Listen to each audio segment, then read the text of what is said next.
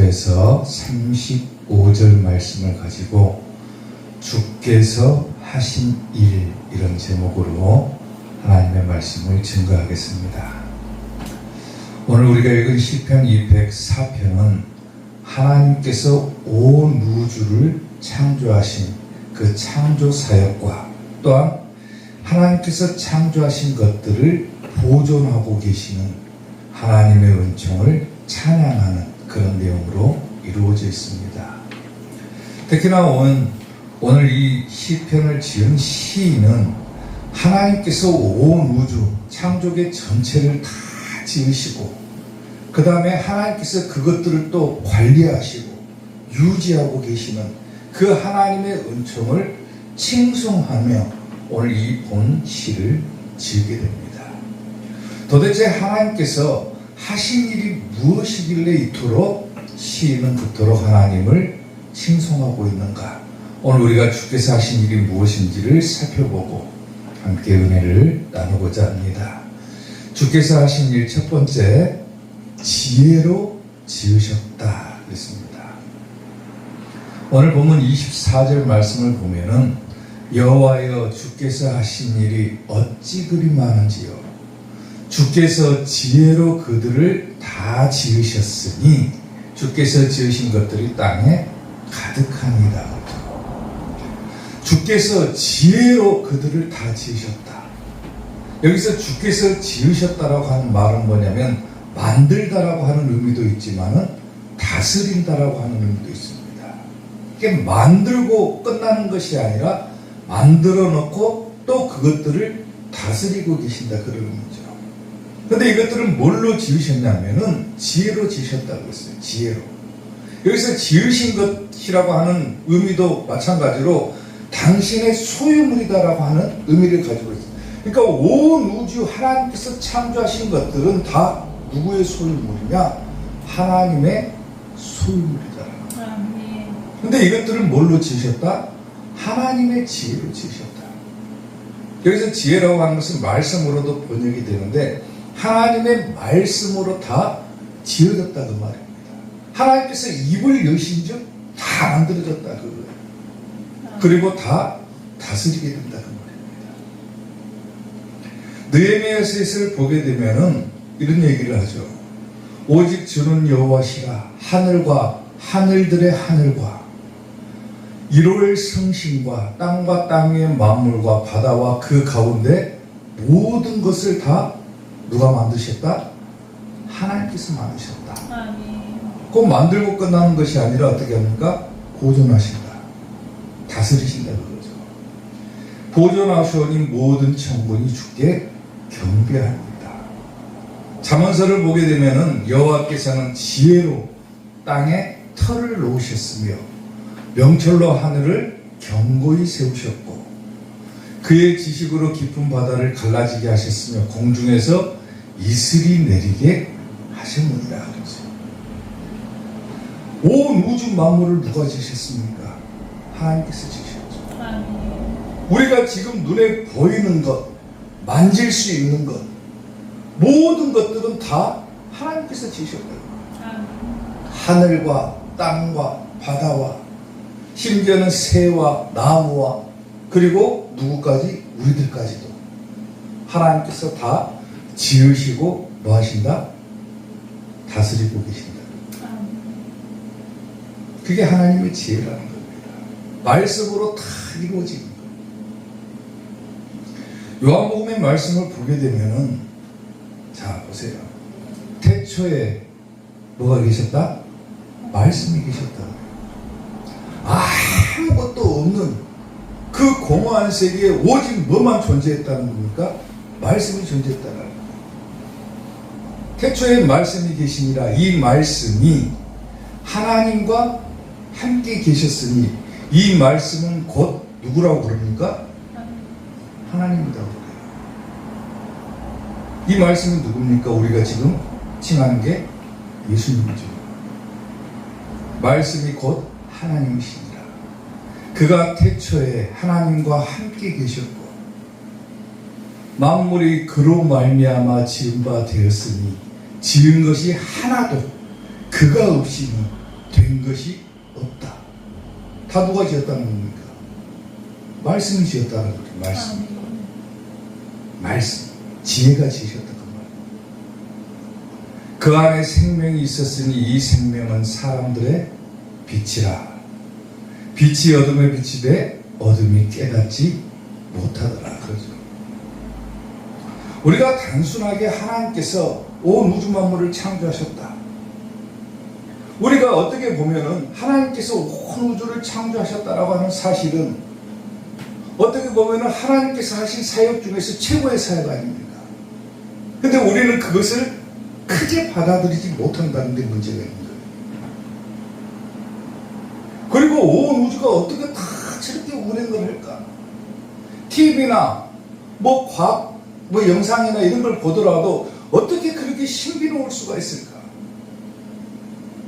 어떻게 보면 우주에서 보면 돌덩이에 불과한 것들도 달이나 햇빛에 비춰가지고 지금 우리가 보고 있는 것은 뭡니까? 별로 보이잖아요. 반짝반짝 빛나는 별로 보이는데 어떻게 그렇게 신비하고 오묘하게 하나님께서 그것들을 다 창조하셨을까? 우주선이 몇백만 년을 날아가도 끝이 없는 그 우주 광활한 것을 어떻게 하나님께서는 만드시고 다 다스리고 계실까? 상상조차도 할 수 없는 놀라운 일들을 하나님께서 행하셨음에도 불구하고 우리는 하나님의 지혜를 단순하게 그냥 축소시켜버린다는 거예요. 누가 감히 하나님의 지혜를 따라가겠습니까?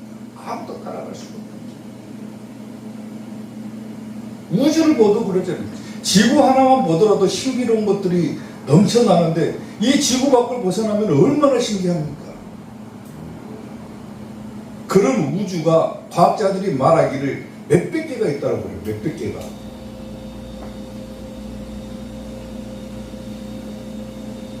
(1808년도에) 작곡가였던 하이든이 천지창조라고 하는 대작을 만들어냈습니다.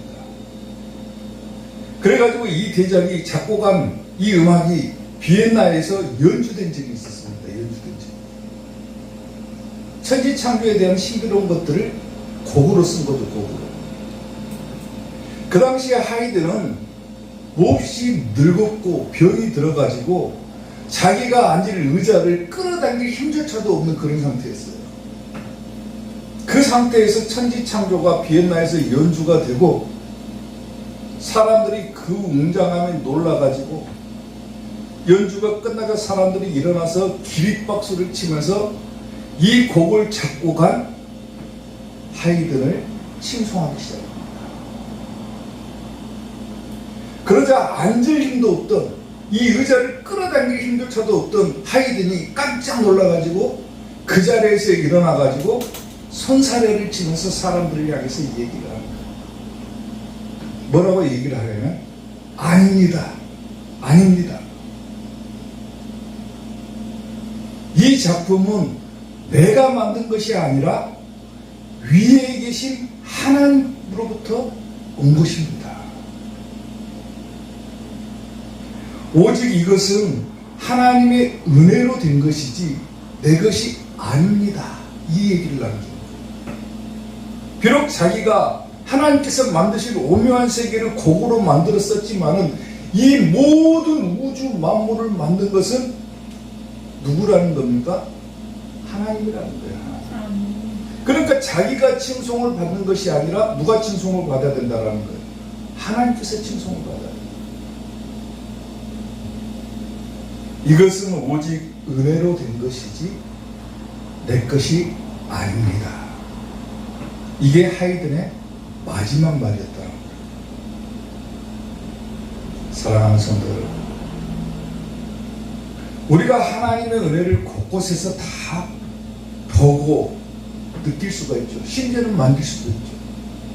어떻게 하나님께서는 이런 것들을 만드셨을까? 어떻게 하나님께서는 우리로 하여금 저런 것들을 보게 하실까? 놀라운 세계, 놀라운 광경들을 우리가 보고 있음에도 불구하고 이것이 하나님으로부터 주어진 은혜다라고 하는 것을 못 깨달아요.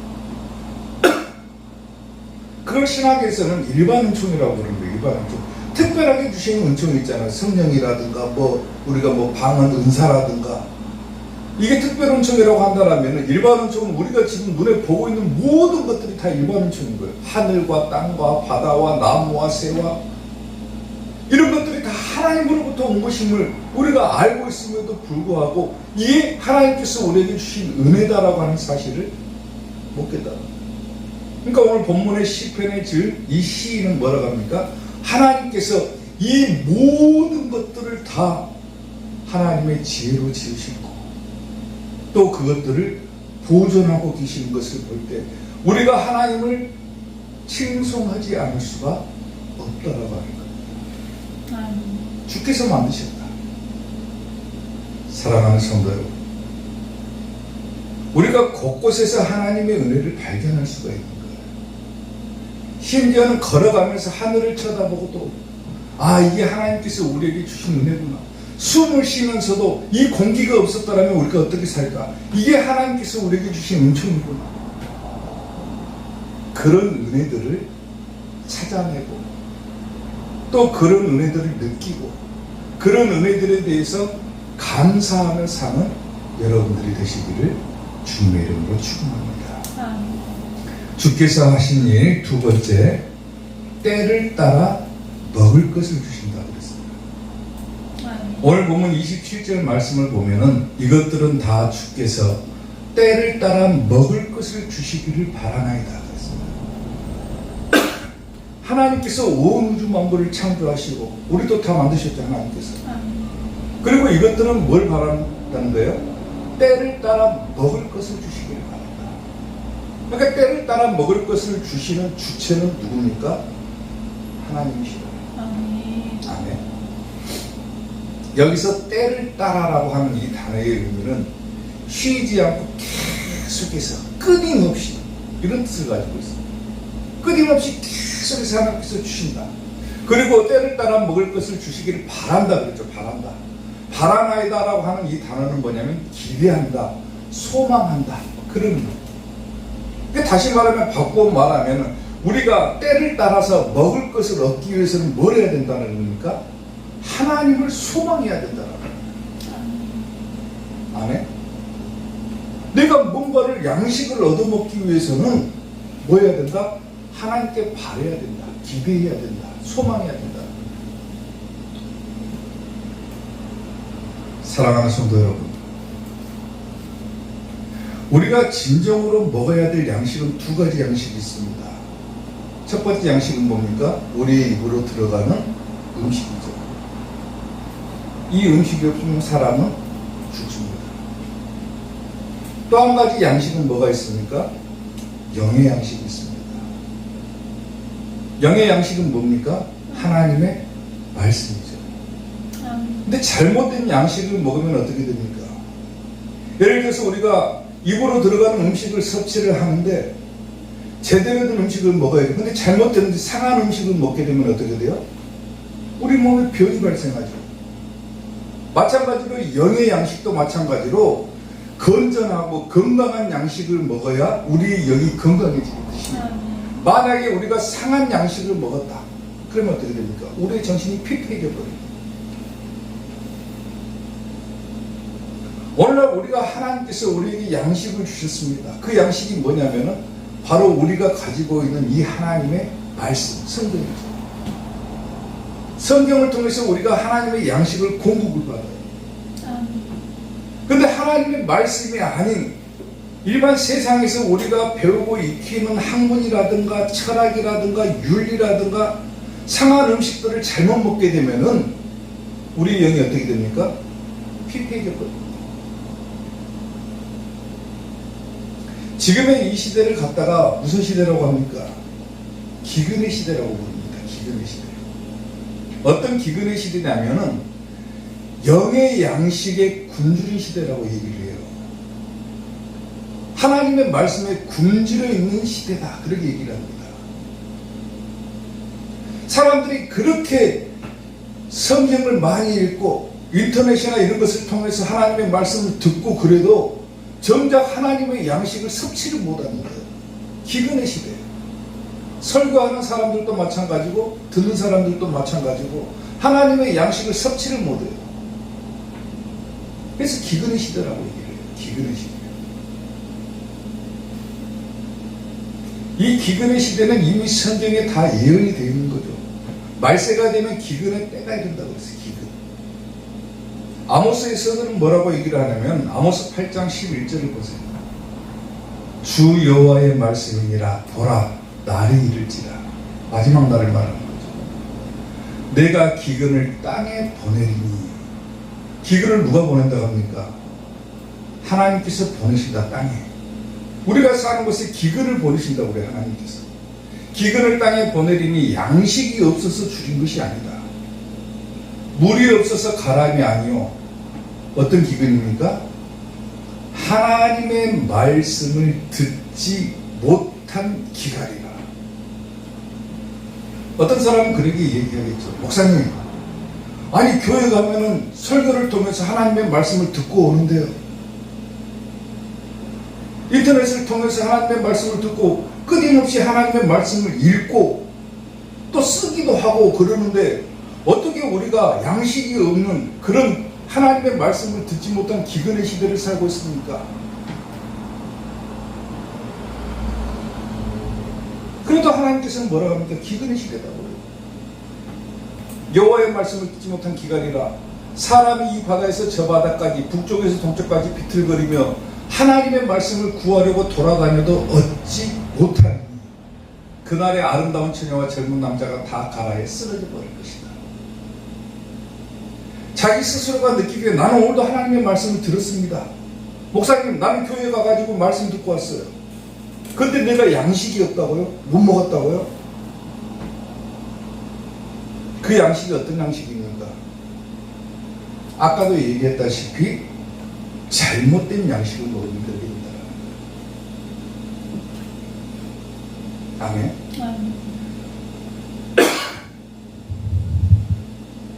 예전에 저에게 설교에 대해서 지도를 해주셨던 목사님이 한 분 계십니다. 제가 그분에게 설교를 배웠어요. 신학교에서 설교를 가르쳐 주는데 설교를 배운 적이 없습니다. 신학교에서는. 뭘 가르쳐주냐면 설교학을 가르쳐줍니다. 설교에 대한 학문을 가르쳐줘요. 설교의 기법이라든가 설교를 어떻게 해야 된다라든가 이런 것들은 안 가르쳐주더라고요. 설교학을 가르쳐줘요. 설교학. 목회를 어떻게 해야 된다. 목회의 방법이나 목회의 실제적인 것을 가르쳐주는 것이 아니라 목회학을 가르쳐줍니다. 학문을 가르치는 거예요. 학문을. 어찌됐건 저에게 이 설교를 가르쳐주신 목사님께서 어떤 얘기를 하시냐면 성경에 나와 있는 모든 인물이라든가 지명이라든가 또 성경에 기록되어 있는 사건들은 전부 다 예수님으로 바라보고 해석해봐라 그랬어요. 그러니까 아브라함도 나오고 다윗도 나오고 수많은 사람들이 나오잖아요. 성경에. 그리고 수많은 사건들이 다 나오잖아요. 지명도 나오잖아요. 근데 그것들을 다 뭘로 보라는 겁니까? 예수님으로 보라는 거예요. 예수님으로. 처음에 그 얘기를 듣고요. 혼란이 났어요. 아니 어떻게 아브라함을 예수님으로 볼 수 있을까? 아브라함이 자기 아들 이삭을 갖다가 제물로 바친 사건을 어떻게 예수님 이야기로 풀어낼 수 있을까? 혼란이 오기 시작해요. 혼란이. 그래서 도저히 안 되겠다 싶어가지고 물어봤습니다. 목사님 말씀처럼 그렇게 다 예수님으로 해석을 해버리면은 사람들이 너무 어거지로 해석했다고 시비 걸지 않을까요? 하고 물어봤어요. 야, 무슨 아브라함이 예수님이 되냐? 아니, 무슨 아브라함이 이삭을 갖다 바친 사건을 하나님께서 예수님을 십자가에 바친 사건하고 똑같이 보냐? 너무 어거지로 해석했다고 비난하지 않을까요? 그럼 물어봤어요, 제가. 그러니까 그 목사님이 뭐라고 하시냐면 딱 한마디 해주시더라고요. 예수님으로 해석을 못하는 것이 문제가 있는 것이지 예수님으로 해석하는 것은 아무런 문제가 없다. 마음 놓고 가서 예수님으로 해석해라. 누가 너보고 이단이라고 해도 예수님으로 해석하는데 이단이라고 하면 그 사람이 이상한 것이지 네가 이상한 것이 아니다. 그렇게 얘기를 해주시죠. 그리고 성경 구절을 가르쳐 주시는데 요한복음 5장 39절 보세요.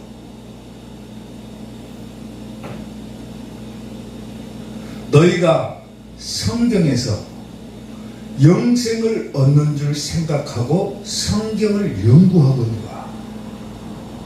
수많은 신학자들, 목회자들, 성도들 이 성경 하나님의 말씀으로 받아들이죠. 그리고 이 성경에서 하나님의 말씀을 듣고자 노력합니다.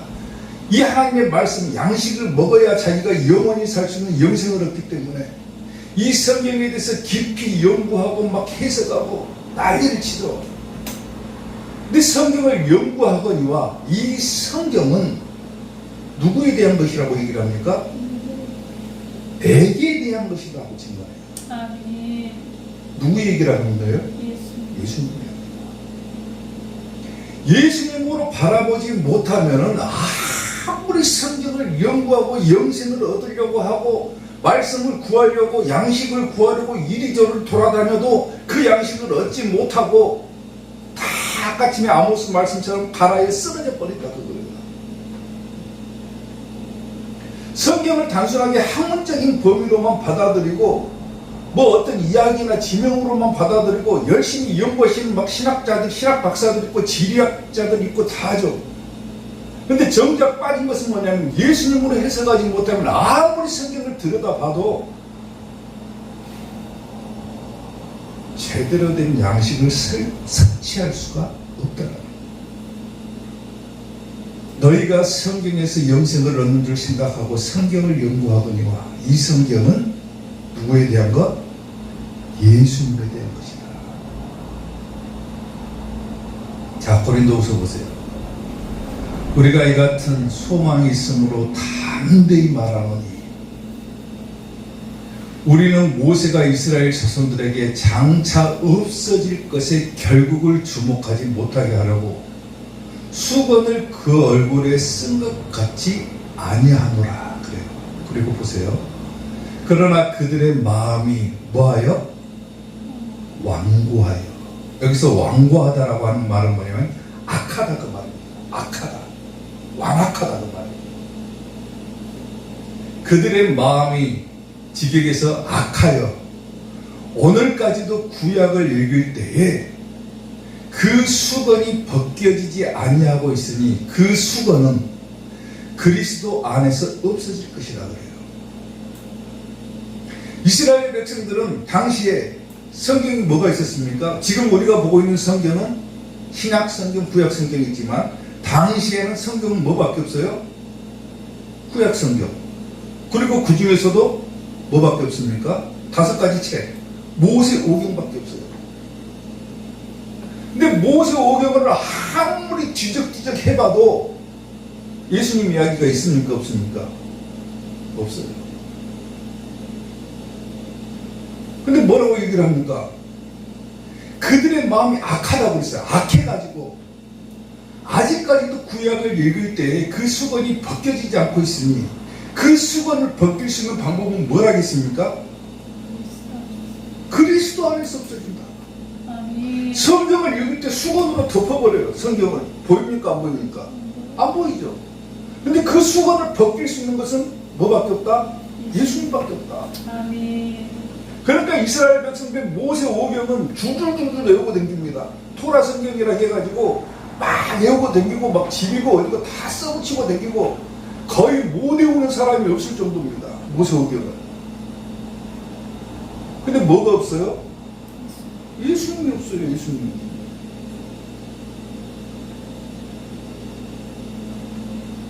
그 수건은 그리스도 안에서 없어질 것이라. 오늘까지 모세의 글을 읽을 때, 모세의 글 뭐예요? 모세오경이죠. 구약성경, 이스라엘 백성들이 말하는 구약성경. 오늘까지 모세의 글을 읽을 때 수건이 그 마음을 덮어버렸다. 성경을 보고 있는데 수건으로 덮고 있는 성경을 보고 있는 것과 같은. 이게 성경이 보입니까? 안 보이죠. 글자는 보겠죠, 글자는. 근데 이 글자가 무엇을 말하는지를 모르는 거예요, 무엇을. 오늘 여러분들이 성경을 읽을 때도 마찬가지로 나는 성경을 100번을 읽었습니다.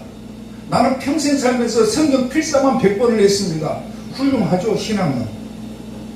그런데 예수님으로 해석하지 못하고 예수님으로 보지 못하고 100번을 읽건 1000번을 읽건 1000번을 쓰던 아무 소용없다라는 거예요.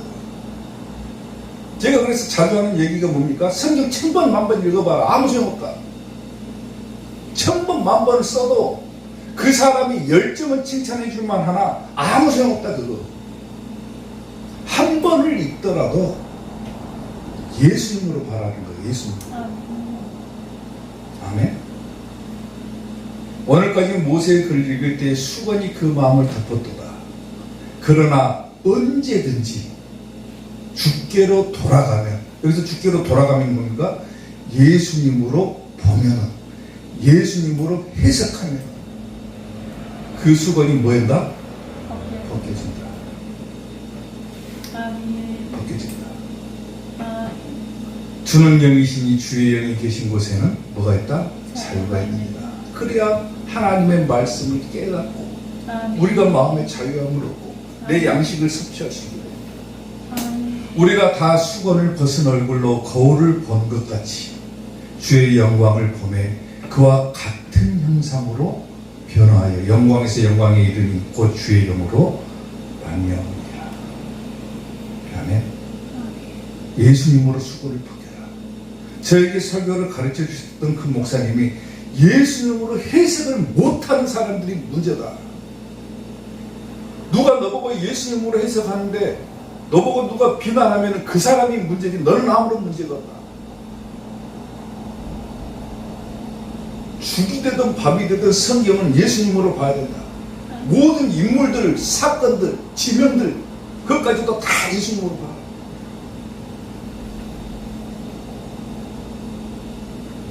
사랑하는 성도들, 마지막 때가 되면은 기근의 현상이 온다겠죠. 모든 사람이 양식을 얻지 못해가지고 다 쓰러져 버린다. 많은 사람들이 하나님의 말씀을 듣고 하나님의 말씀을 보고 그래도 정말로 중요한 그 양식을 섭취하지 못하면 뭐가 됩니까? 다 쓰러져 버린다. 오늘날 교회들이 왜 큰 교회들이 많고 교회들이 무수히 많음에도 불구하고 왜 교회들이 비난받고 제대로 된 능력을 발휘하지 못합니까? 하나님의 말씀을 제대로 섭취하지 못하기 때문에.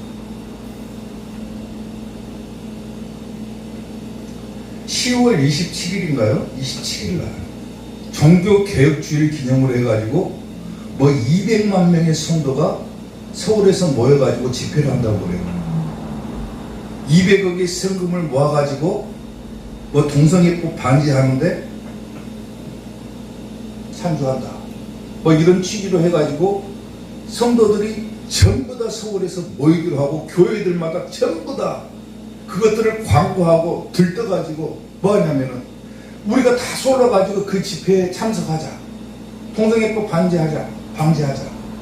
우리가 함께 모여가지고 힘을 다해서 한번 이 법을 절지시켜보자. 훌륭한 생각입니다. 그런데 그 전에 해야 될 게 뭡니까? 교회들마다 보니까 다 광고하더라고요. 그것이 마치 훌륭한 일인 것처럼 꼭 해야 되는 건 일인 것처럼 헌금을 걷어들이고 우리가 전부 다 거기 참석하고 참석하지 못하는 사람들은 교회에서라도 함께 기도하고 하자. 훌륭한 일을 하는 거예요, 쉽게 말하면. 그런데 뭐가 문제입니까? 그 전에 뭘 해야 됩니까? 회개부터 해야 되는 거예요. 회개부터. 제대로 가르치지 못한 목사들 뭐 해야 됩니까? 회개해야죠. 하나님의 말씀대로 제대로 살지 못한 성도들 뭐 해야 됩니까? 회개해야죠. 뭐가 문제입니까? 하나님의 말씀을 제대로 보지 못하고 하나님께서 우리에게 말씀하신 것처럼 때에 따른 양식을 공급해줘야 되는데 그것을 공급하지 못한 책임이 누구에게 있습니까? 목사들에게 있는 거예요. 저 같은 목사들에게 있는 거예요. 성도들에게 제대로 된 양식을 주지 못하니까 교회들이 전부 다 힘을 잃고 쓰러져 가지고 하나님의 말씀을 지켜내지 못하고 온갖 사이비 이단들이 판치는 이 시대를 만들어 놓은 것. 누구 책임입니까? 첫째는 목사들 책임입니다. 저 같은 목사들 책임이에요. 그런 사람들이 회개하고 먼저 하나님 앞에 말씀으로 나아가고 하나님의 말씀을 제대로 보기 위해서 노력해야 되고 어떻게 하면 우리 교회 성도들에게 제대로 된 양식을 공급할 수 있을까 이것들을 고민하고 해야 되는데 그것이 있기 전에 무조건 그런 집회에 참석하자고 저는 그거 반대합니다. 뭐 잘했다고 거기 가서 그거 하고 있습니까? 그러기 전에 먼저 하나님의 말씀을 잘 연구해가지고 예수님으로 잘 해석을 해가지고 어떻게 하면 우리 성도들에게 제대로 된 양식을 공급해줘가지고 우리의 성도들의 영이 건강해질 수 있을까? 이것을 연구하는 것이 목사들이 할 책임인 것이지.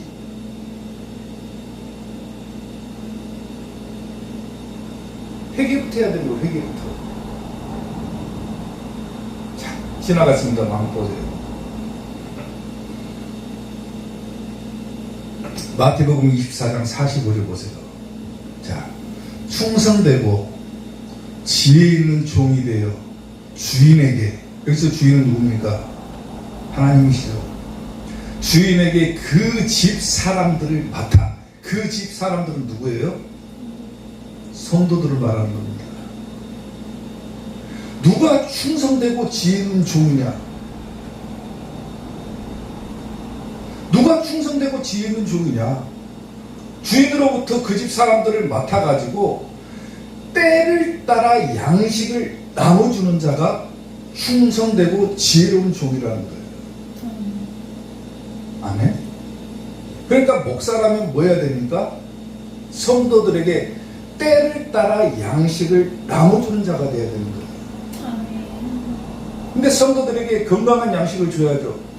근데 뭘 줍니까? 상한 양식을 줘버립니다.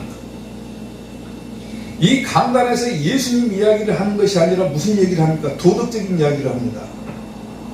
철학적인 얘기를 해요.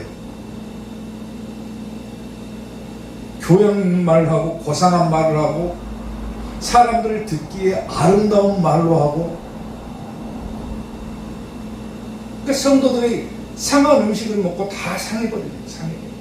병들었거든요. 교회 가가지고 말씀 들었다고 하는데 무슨 말씀을 듣고 온 겁니까? 예수님 이야기는 한마디도 안 듣고 와요.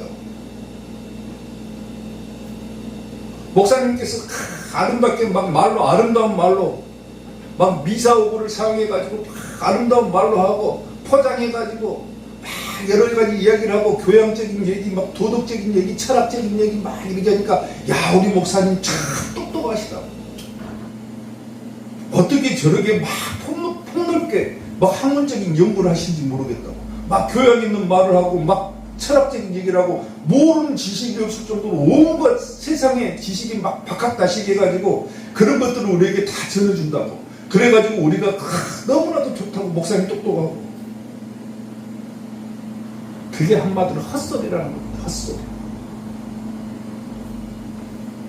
강단에서 누구 얘기만 해야 됩니까? 예수님 이야기만 해야 돼요. 성경 얘기만 해야 돼요.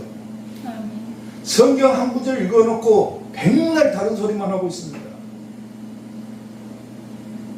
정작 성경 본문 주제를 딱 정해놓고 오늘 예를 들어서 성경 본문을 딱 정해놓고 본문은 다 같이 읽겠습니다. 읽어놓고 뭔 얘기하냐면 딴소리 하고 있어요. 설교 한 20분, 길게 하면 한 40분 그렇게 설교하면서 예수님 이야기는 한마디도 안 나고 성경의 본문에 대한 해석도 없고 성경 본문만 읽어놓고 세상의 온갖 것들을 다 끄집어내가지고 거기다 끼워 맞춰가지고 그러니 성도들이 듣기에는 막 좋은 말로 들릴지 모르지만은 그 영혼은 이미 병들어가고 있는 겁니다. 병들어가고 상해버립니다. 충성되고 지혜 있는 종, 때를 따른 양식을 나눠주는 자. 지금은 기근의 시대입니다. 말씀이 넘쳐나고 있는 것 같아 보이지만은 예수님으로 해석된 말씀이 적은 거예요. 아까 뭐라 했습니까? 성경을 읽을 때 예수님으로 수건을 벗겨내라. 아멘.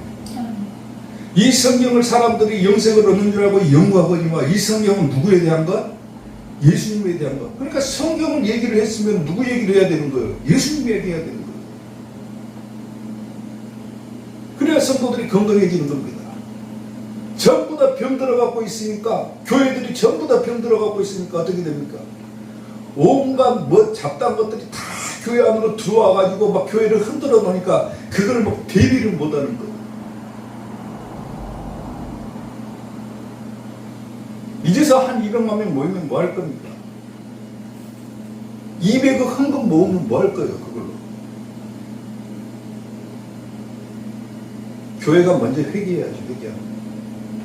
주의 종들이 회개하고, 성경을 다시 봐야 되고, 성도들에게 건강한 양식을 나눠주는 충성되고 지혜 있는 종들이 돼야죠. 그래야 성도들도 그것들을 받아먹고 건강해지잖아요. 하나님께서 오늘 말씀을 통해서 이것들은 다 주께서 때를 따라 먹을 것을 주시기를 바라나이다 그랬죠. 우리가 하나님께서 때를 따른 양식을 공급받기를 바라고 소망해야죠. 하나님께서 주신다고 그랬죠. 누구를 통해서 주신다는 겁니까? 착하고 충성되고 지혜 있는 종들을 통해서 주신다. 사랑하는 성도 여러분, 하나님께서 하시는 일은 사람의 생각과 판단으로는 가늠하실 수조차도 없습니다. 상상조차도 할 수 없습니다. 온 우주 만물을 창조하신 것도 놀랍고 신비롭고 오묘하고 그런데 우리가 건강하게 살 수 있도록 때를 따라 양식을 공급해 주시는 이 하나님의 섭리하신 것 얼마나 놀랍습니까? 우리는 뭐 하는 겁니까? 바라나이다, 소망하는 것. 하나님, 오늘도 내게 양식을 공급해 주세요. 하나님, 오늘도 내가 하나님의 말씀을 잘 듣고 그 양식을 잘 섭취해서 내 영혼이 건강하게 해주세요. 천국 갈 영혼이 되게 해주세요. 주께서 하시는 일은 그렇게 놀라운 겁니다. 때를 따라 양식도 주시고. 사랑하는 성도 여러분, 물론 필요한 일들은 해야 되겠지만 뭐 모이고 뭐 저지하고 뭐 이런 것들도 다 하긴 해야 되겠지만 그 전에 먼저 회개부터 하시고 다시 하나님의 말씀 본질로 돌아가야 돼요. 본질로. 그렇지 않고서는 백날 지금 모여도 아무 소용없어요. 본질로 돌아가지 않고서는 백날 모여도 소용없다는 거예요. 그래서 제가 반대하는 거예요. 제가 모이는 거. 모임 자체를 반대하는 것이 아니라 지금 모여봤자 뭐하냐 그거예요. 뭐하냐. 본질로 먼저 돌아가자 그거예요. 말씀으로 먼저 돌아가자 그거예요. 돌아가자. 다시 자기가 맡고 있는 교회부터 건강하게 만들자 그거예요. 건강하게 만들자. 그러지 않고서는 아무리 모여도 소용없다는 거예요.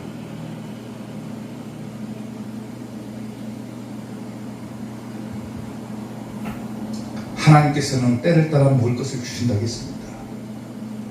그것을 바라고 기대하고 소망하는 성도들이 되시기를 주님의 이름으로 축원합니다. 주께서 하신 일 마지막 세 번째, 주의 영을 보내주신다 그랬어요. 오늘 보면 30절 말씀을 보면은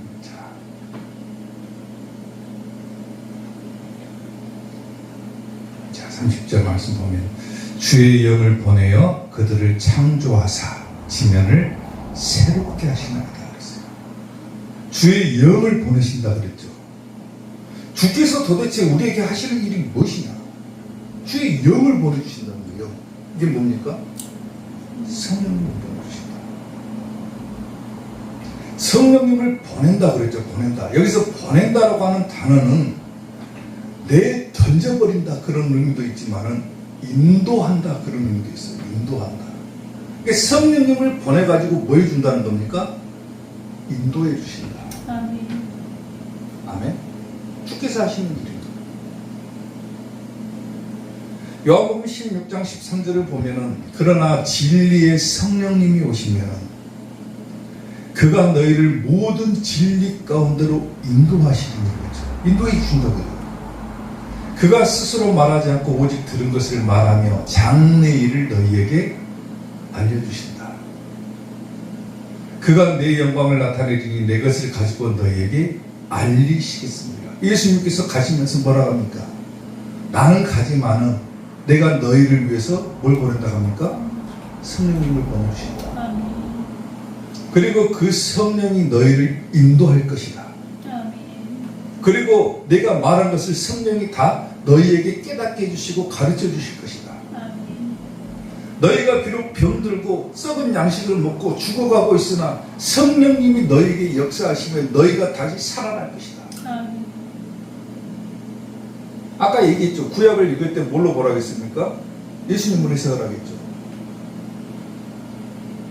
에스겔서를 보면은요, 참 신비한 사건이 하나가 등장합니다. 뼈들이요, 이렇게 산을 이루고 있어요, 뼈들이. 다 죽어가지고, 다, 가죽은 이미 다 없어져 버렸어요. 살들이 다 없어지고, 썩어가지고. 뼈들만 다 모여갖고 있습니다. 근데 그 뼈에 뭐가 들어갑니까? 주의 영이 팍 들어갑니다. 그걸 생기라고 부르죠, 생기. 하나님의 기, 살아있는 기가 들어가요. 생기. 그러니까 어떻게 됩니까? 그 뼈가 살아나 버리죠.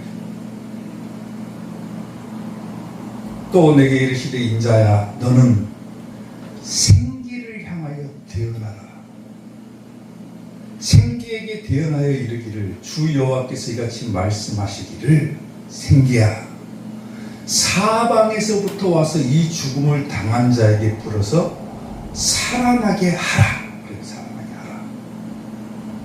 그러니까 마른 뼈들이 어떻게 됩니까? 갑자기 막 가죽이 생기고 막 살이 생기고 하더니 다 살아나고 죽은 뼈가. 이걸 하나의 사건으로 봅니까? 어디 뭐 공상 뭐 과학 영화나 과학 만화나 상상 속에서만 존재하던 일입니까 이게? 그걸로 보면은 이게 성경이 좀 어거지로 풀어놓은 거다. 이걸 뭘로 봐야 되는 겁니까? 부활 사건으로 보는 겁니다. 예수님께서 이 땅에 재림하시면 어떻게 된다겠습니까? 죽은 자가 살아나고 아멘. 살아있는 자는 공중으로 끌어올려서 예수님을 영접하게 될 것이다. 죽은 자가 살아난다. 죽은 자가 어떻게 삽니까? 이미 죽었는데. 근데 우리는 산다고 배우잖아요. 그걸 뭐라고 합니까? 부활. 믿는 자의 죽음은 죽음이 아니다라고 그러죠. 뭡니까? 다시 사는 거예요. 다시 사는 거. 부활하십니다. 뭘 보내가지고? 생기. 하나님의 영을 우리에게 보내주셔가지고 우리가 어떻게 하면 천국에 갈 수 있을까? 우리를 끊임없이 하나님께서 인도해 주시는 거예요. 그게 하나님께서 하시는 일이라는 거죠. 오늘 본문에서 주께서 하시는 일이 뭡니까? 주의 영을 보내신다. 성령님을 보내주시는 거예요. 아멘. 자, 여러분, 세상에서요 수많은 직업들이 있잖아요. 직업들이. 저는 목사가 직업이잖아요. 쉽게 말하면. 이 직업들이 있는데 세상에 있는 직업들 가운데요 가장 유치한 직업, 그게 뭐라고 생각합니까? 가장 유치한 직업이 있어요. 아마 어린이집 교사들이 가장 유치한 직업을 가진 겁니다. 저도 보육교사 자격증이 있거든요. 굉장히 유치하죠. 그 직업을 폄하하는 게 아닙니다. 왜 그러냐면은 그 그 직업을 가진 사람들이 하는 일은 뭡니까? 아이들과 소통을 해야 되는 거예요. 꼬마들과 소통을 해야 돼요. 자기보다 한참 어린 애들하고 놀아줘야 되고 소통해야 되고, 말이 통하지 않는 아이들과 소통을 하기 위해서는 뭐 해야 됩니까? 자기 자신이 유치해지지 않고서는 소통이 안 되는 거예요. 소통이. 어린이집 교사가 아이들이 말을 알아들을 수 있게 하려면 어떻게 해야 됩니까? 그 아이들의 눈높이에 맞춰가지고 수준에 맞춰가지고 얘기를 해야 돼요. 막 사자성어를 쓰면서 얘기를 하면 아이가 알아듣습니까? 한 두 살, 세 살 먹은 꼬마애한테 영어로 막 뭐라고 얘기를 하면 알아듣습니까, 얘가? 그 얘가 그 말을 알아듣게 하기 위해서는 그 아이의 수준에 맞춰가지고 자기가 한참 유치해져야지만이, 수준에 맞춰서 얘기를 해야지만이 그 아이가 이 선생님의 말을 알아듣는 거예요. 아무리 좋은 말을 그 아이에게 들려줘도, 야, 앉아봐라 아이들아, 내가 오늘 공자 얘기해줄게, 뭐 사서삼경 얘기해줄게, 아주 고급스러운 얘기를 해도 듣는 사람이 듣지 못하고 깨닫지 못하면 그 말은 뭐가 됩니까? 아무런 쓸모도 없는 말입니다.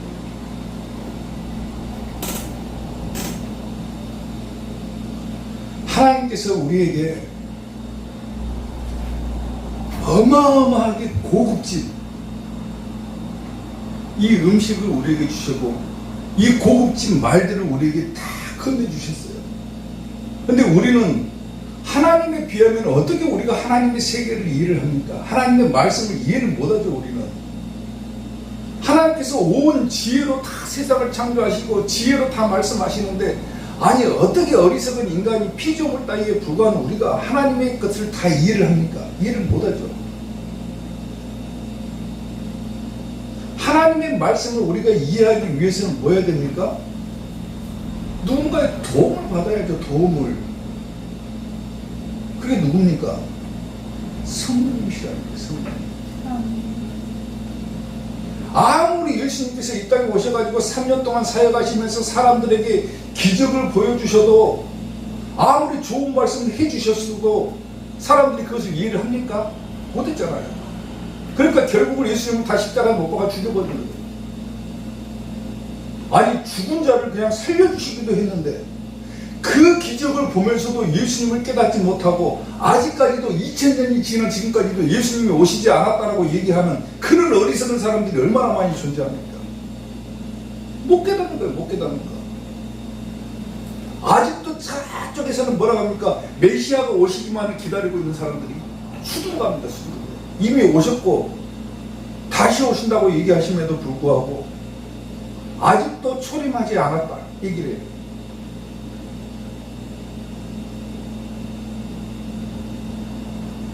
아무리 하나님께서 말씀하시고 예수님께서 이 땅에서 기적을 베풀어 주시고 말씀하셨어도 깨닫지를 못하니까, 그걸 깨닫게 하기 위해서 누굴 보내주시는 거예요? 성령님을 보내주시는 거예요. 우리를 진리 가운데로 인도해 주시는 거예요. 이게 하나님께서 우리에게 베풀어 주신 은혜고 하나님께서 하신 일이라는 거예요. 아멘. 성령님을 의지하지 않고서는 우리가 아무리 하나님께 나아가려고 해도 나아갈 수가 없어요. 성령님을 의지하지 않고서는 아무리 하나님의 말씀을 들여다봐도 깨달아지지가 않아요. 주께서 우리에게 보내신 이 성령님을 내가 같이 동행해야지만, 성령님으로 인해서 내가 충만해져야지만 하나님의 말씀을 보더라도 깨달아질 수 있는 것이고, 하나님의 말씀이 이해가 되는 것이고, 그러니까 이해를 못하니까 막 세상의 잡다한 지식들을 다 갖다 놓고 하나님의 말씀을 들여다보니까 그게 깨달아집니까? 세상적으로 볼 땐 똑똑해 보여도 전혀 똑똑한 게 아니에요. 예수님을 해석을 못하잖아요. 사랑하는 성도 여러분, 성령님을 간구하십시오. 아멘. 성령 충만해서 들어가십시오. 하나님 오늘도 주의 성령을 나에게 보내주십시오. 하나님 오늘도 내가 주의 영으로 충만하게 해주세요. 아멘. 이렇게 기도하시라고. 은혜가 풍성한 하나님은 믿는 자 한 사람 한 사람 어제도 오늘도 언제든지 변찮고 보호해 주시네.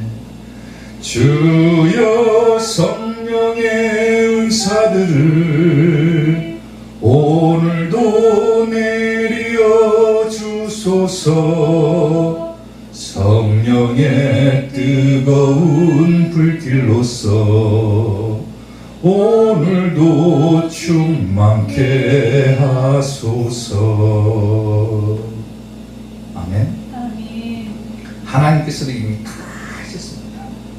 말씀으로 이 땅을 다 창조하시고 하나님의 지혜로 다 지으셨고 또 때를 따라서 우리에게 양식도 공급해 주시고 성령님을 보내주셔가지고 우리를 진리 가운데로 인도해 주시기도 하시고 주께서 하신 일이 얼마나 신비롭고 놀랍고 오묘하고 칭송을 받을 만한 일입니까? 사랑하는 성도 여러분, 오늘도 하나님의 은혜를 깨닫고 하나님의 은혜를 칭송하는 이사교의 성도들이 되시기를 주님의 이름으로 축원합니다. 기도하겠습니다.